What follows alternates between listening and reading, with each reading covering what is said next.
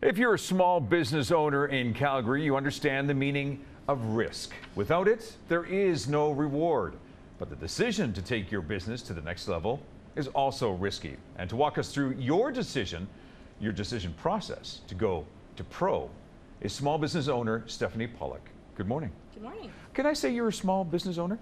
Absolutely. Or you're a big business owner that's gone professional? Well, I think you can be professional and a pro at small business, medium-sized business, or a big business. It's a mentality and it's a way of being in your business, and it's a way you approach business, less about how big you are and how many employees you are and how much money you're making.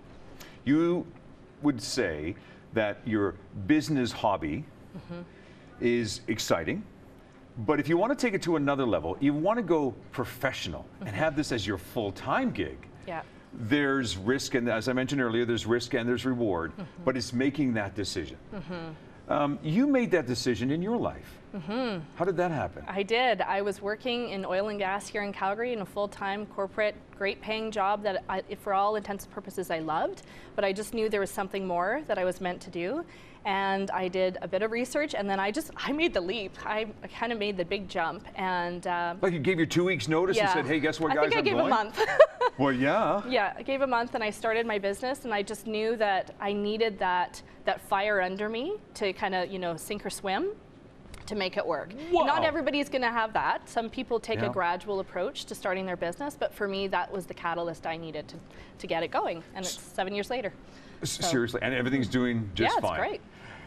We need to know people like you, because if I'm going to make that leap from my business hobby to professional, I want to make sure that you understand where I'm coming from.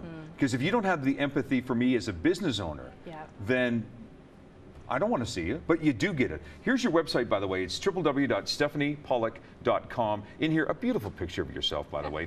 Lead your business like a professional. Get started right here. Oh, good. I just pushed the button and it all makes sense. Is that how it works? Yeah, absolutely. Easy. Someone who comes to you has already made that decision that they want to be professional. Yeah. Are there some checks and balances you should have in your world as a small business owner before you make that leap?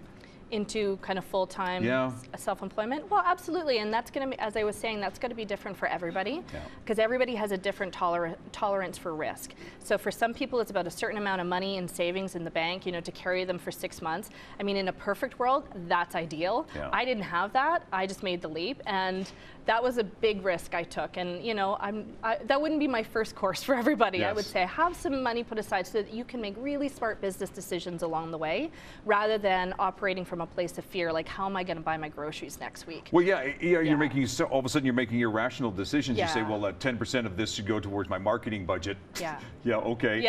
But then you're right. Then you say, well, wait a minute, there's nothing in the fridge. I need to buy some groceries. Totally, and that's not sustainable, and that leads you to make decisions in your business that aren't actually in service of what you want your business to become. That's where people make decisions about clients that are really high maintenance or aren't really their ideal clients because they just need the money. And we all have to do that a little bit. I did that a little bit, but you don't want to, if you can avoid that and try and build intentionally from the place of what do I want this to become, and have some reserves available to you, and everybody's got their own marker around what they're going to feel comfortable with. Well, you'll also find, Stephanie, that there are some indicators. So as your business is chugging along, there's indicators saying, wow, I'm busier, I'm bringing in more money.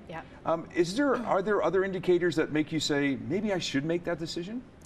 Or is it just a personal thing? I think it largely is a personal thing. I think, if you find that you're getting clients coming in regularly and you're getting referrals and your capacity to navigate both, a lot of people have a side gig or a side hustle, as they call it, as they're building their small business. And when that side hustle is kind of taking up too much space and not leaving you the capacity to show up either way in a really positive way, I think you kind of eventually have to say, am I going to go for this? Or is this just going to be something I do on the side, which for the next 10, 20 years, it's fine. But if you want it to be a real business, you're going to have to cut the cord eventually. Well, and once you decide to cut the cord from your full-time gig, which has all the benefits and all the wonderful things that come with it, when you decide to do that, maybe lighting that little fire underneath you can motivate you as well. Yeah, absolutely. It certainly did for me. For some people, it's too scary to have that fire, but I really believe, like I've seen my clients and those that have a lot of extra resources available to them through spouses or a lot of savings,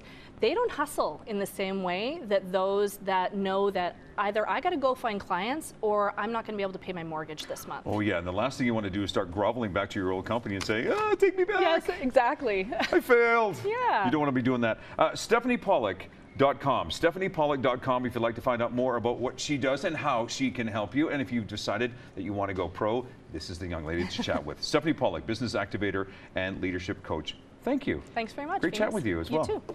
A lot of other things are happening in and around our city, including music for a winter evening. It sounds so romantic. Well, why not? This is an event that has raised over $1.3 million for Calgary charities, and they're trying to do it again. The performance is at the Jack Singer Concert Hall on December 16th. Here's the number, 403-717-3385 to find out more. This is Trending on Shaw.